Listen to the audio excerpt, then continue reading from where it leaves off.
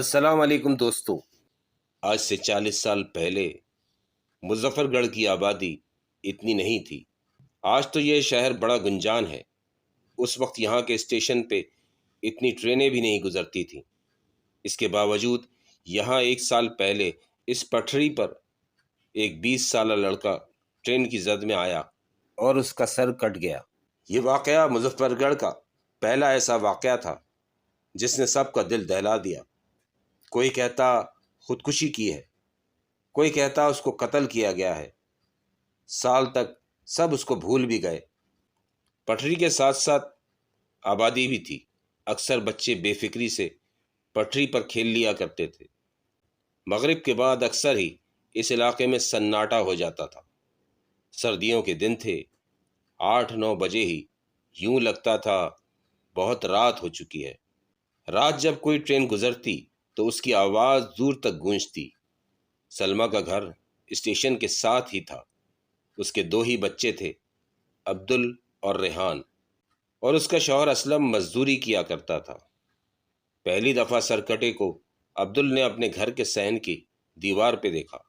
مغرب کے بعد سلمہ نے صحن میں لگے بلب کو جلایا۔ وہ صحن کے کونے میں بنے چولہے پہ بیٹھ کر روٹی ڈالنے لگی۔ دونوں بچے پاس آ کر بیٹھ گئے۔ عبدل کی نظر جو صحن کی دیوار پر پڑی، اس پر ایک سر کا سایہ تھا۔ اس کا دھڑ نہیں تھا۔ وہ بڑے اشتیاق سے روٹی بنتے دیکھ رہا تھا۔ عبدل کی عمر 6 سال تھی۔ بھائی اس سے چھوٹا تھا۔ اس کو یہ سمجھ ضرور آ گیا تھا جو دکھ رہا ہے وہ اچھا نہیں ہے۔ وہ رونے لگا۔ ماں نے پوچھا کیا ہوا؟ اس نے اشاروں سے ٹوٹے پھوٹے لفظوں میں بتایا دیوار پر کچھ ہے، لیکن وہ اس کے علاوہ کسی کو دکھ نہیں رہا تھا، اور وہ سر عبدل کو گھورے جا رہا تھا جیسے اس کو بہت برا لگا تھا اس نے اس کو ڈسٹرب کر دیا ہو۔ اسلم بھی گھر آ گیا۔ دونوں میاں بیوی عبدل کی وجہ سے بہت پریشان ہو گئے۔ وہ بہت سہما ہوا تھا۔ اس کا یہی کہنا تھا وہاں کسی کا سر ہے جو جھانک رہا ہے۔ 1.5 گھنٹے تک وہ سایہ وہیں جمع رہا جو عبدل کے علاوہ کسی کو نہ دکھائی دیا۔ دوسرے دن اس کو تیز بخار چڑھ گیا۔ مسجد کے مولوی صاحب سے دم کرایا۔ غریب لوگ کہاں سے علاج کراتے؟ آخرکار 3 دن میں وہ ٹھیک ہو گیا۔ پھر ایک نہ ختم ہونے والا سلسلہ اس علاقے میں شروع ہو گیا۔ یہ دوسرا واقعہ تھا۔ 8 بجے کے قریب اسلم کی گلی میں رہنے والے پلمبر بشیر کو گھر لوٹنے میں دیر ہو گئی تھی۔ وہ چوک پر اترا۔ چوک سے اس کے گھر تک کا پیدل کا فاصلہ 20 منٹ کا تھا۔ بشیر آرام سے گنگناتا سگریٹ پیتا چلتا ہوا جا رہا تھا۔ آج اس کو اچھے پیسے ملے تھے۔ چلتے چلتے اسٹیشن کا علاقہ شروع ہو گیا۔ اندھیرا کافی تھا۔ پٹری کے ساتھ جگہ جگہ گھنی جھاڑیاں تھیں۔ ان سے چاند کی روشنی چھن چھن کر راستے پہ پڑ رہی تھی۔ اس کو ایسا لگا کوئی اس کے ساتھ چل رہا ہے۔ اس نے پلٹ کر دیکھا، ایک آدمی دیہاتی حلیے میں چہرے پہ رومال ڈالے اس سے 4 قدم پیچھے تھا۔ اندھیرے میں بشیر اس کا چہرہ تو نہ دیکھ پایا، لیکن چلتے چلتے ہی اس کو بولا، سلام بھائی صاحب، کدھر جانا ہے آپ کو؟ اس نے کوئی جواب نہ دیا۔ ماچس ہے آپ کے پاس؟ اس آدمی نے بس اتنا کہا۔ بشیر رک گیا۔ ہاں کیوں نہیں؟ اپنی جیب میں ہاتھ ڈالتا وہ پوری طرح پلٹا۔ وہ آدمی اب ایسی جگہ کھڑا تھا کہ اس کے اوپر روشنی پڑ رہی تھی۔ ان دونوں میں بس 1 ہاتھ کا فاصلہ تھا۔ بشیر نے ماچس بڑھاتے ہوئے جیسے ہی اس کے چہرے کی طرف دیکھا، اس کی سانس رک گئی۔ اس کا سر ہی نہیں تھا، صرف نچلا دھڑ تھا۔ وہ رومال جو اس نے چہرے پہ ڈالا تھا اب اس کے گلے میں پڑا تھا۔ اس ہلکی روشنی میں بھی واضح منظر تھا۔ بشیر کے اعصاب جواب دے گئے۔ ماچس پھینک کر پلٹ کر سر پر دوڑا، اور سر کٹا بھی اس کے ساتھ دوڑا۔ بشیر کو بس یہ آواز آ رہی تھی، بشیر بشیر۔ تھوڑی ہی دور بھاگ کر بشیر بے ہوش ہو کر گر گیا۔ جہاں وہ گرا وہاں پر کرم دین کا باڑا تھا۔ کرم دین کی آنکھ بکریوں اور گائے کے بے وقت آواز نکالنے سے کھلی۔ اس کو تشویش ہوئی، اس وقت ایسا کیا ہوا؟ وہ اٹھ کر باہر آیا تو اسے کوئی راستے میں گرا دکھائی دیا۔ اس نے تیزی سے آ کر اٹھایا، وہ بشیر تھا۔ اس کو اٹھا کر اندر لے آیا، اپنے لڑکے کو بھیج کر محلے والوں اور اس کے گھر والوں کو بلایا۔ بشیر کو جب ہوش آیا، اس نے جو بتایا اس سے سب پریشان ہو گئے۔ تھی تو پریشانی کی بات، اس کا کیا حل ہو؟ بشیر کئی دن بیمار رہا، روحانی علاج ہوا، پھر جا کر وہ کام کے قابل ہوا۔ علاقے میں خوف و ہراس پھیل گیا، سب کو پتہ چل گیا کہ اسٹیشن کے اطراف میں کوئی سرکٹا گھومتا ہے۔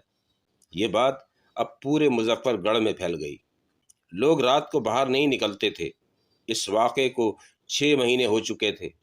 اب مظفر گڑھ میں ٹرین کی آمد و رفت تھوڑی بڑھ گئی تھی، ہفتے میں 4 بار رات 9 بجے بھی ٹرین آ کر رکنے لگی۔ ابھی یہ سلسلہ شروع ہوئے کچھ ٹائم ہی ہوا تھا، سرکٹا پھر سے دکھائی دیا۔ یہ بدھ کا دن تھا، رات 9 بجے ٹرین آ کر رکی۔ جاوید پورے 7 ماہ بعد گھر لوٹا تھا۔ وہ اس اسٹیشن پہ اترنے والا اکلوتا مسافر تھا۔ سامان زیادہ نہیں تھا، لیکن اس کو کوئی دکھا نہیں۔ وہ خود ہی سامان گھسیٹتا چل پڑا۔ اسٹیشن پر تو جیسے لوگ تھے ہی نہیں۔ اس کا گھر اسٹیشن سے تھوڑا دور تھا۔ پٹری کراس کرتے اگر بیچ کا راستہ لیتا تو بہت جلدی پہنچ جاتا۔ اتنا سناٹا تھا اس علاقے میں جیسے لوگ ہی نہیں رہتے۔ وہ اپنے سوتیلے بھائی کا پلاٹ جو کہ کراچی میں تھا بیچنے گیا تھا۔ وہ بیچ کر اس نے پیسے سے کاروبار کر لیا۔ اس کاروبار کو جمانے میں 7 ماہ لگ گئے۔ ماں اس کو اچانک دیکھ کر بہت خوش ہوگی، یہی سوچتا وہ پٹری پار کر کے وہ راستے کی طرف اتر آیا اور تیز تیز قدم بڑھاتا وہ گھر کی طرف چل پڑا۔ ہو کا عالم تھا۔ اب جاوید کو افسوس ہو رہا تھا، کم از کم گھر پر کسی کو بتا دینا چاہیے تھا، بھائی ہی آ جاتا۔ یہی سوچتے جاوید کی نظر زمین پہ اپنے سائے پہ پڑی۔ ایک تو اس کا سایہ تھا جو اس کے ساتھ چل رہا تھا، اور اس کے عین پیچھے ایک سرکٹا وجود تھا، وہ بھی چل رہا تھا۔ جاوید چونکہ دلیر آدمی تھا، اس کو اندازہ ہو گیا کہ اگر وہ رکا وہ اس پر حملہ بھی کر سکتا ہے۔ وہ چلتا رہا، اس کو جو بھی قرآنی صورتیں یاد تھیں پڑھنا شروع کر دیں۔ اس وقت سارا دھیان اس پر تھا۔ اس سائے نے جاوید سے فاصلہ بڑھا لیا تھا، لیکن وہ اس کے پیچھے ہی چل رہا تھا۔ گلی کا موڑ آ گیا۔ اب اس گلی میں بالکل اندھیرا تھا۔ جاوید اندھیرے میں جانا نہیں چاہ رہا تھا۔ اب وہ رکا، سوچ میں پڑ گیا۔ بس ایک لمحے کو ہی اس نے قرآنی آیت پڑھنا روک دی۔ وہ سایہ ایک چھلانگ میں جاوید کے سر پر پہنچ گیا، جیسے وہ اس موقع کی تلاش میں تھا۔ جاوید کو ایسا لگا کہ کسی نے پیچھے سے اس کا گلا دبوچ لیا ہے۔ اس نے لاکھ چھڑانا چاہا لیکن ناکام رہا، اور اس رات اس اندھیری گلی کے موڑ پر جاوید مر گیا۔ صبح اس کی لاش ملی۔ یہ علاقے کا دوسرا بڑا واقعہ تھا کہ ایسے کسی کی لاش ملی۔ جاوید کی ماں صدمے سے پاگل ہو گئی۔ 1 سال پہلے اس کا سوتیلا بیٹا پٹری کے نیچے آ کے مرا تھا۔ کوئی نہیں جانتا تھا وہ کیسے مرا۔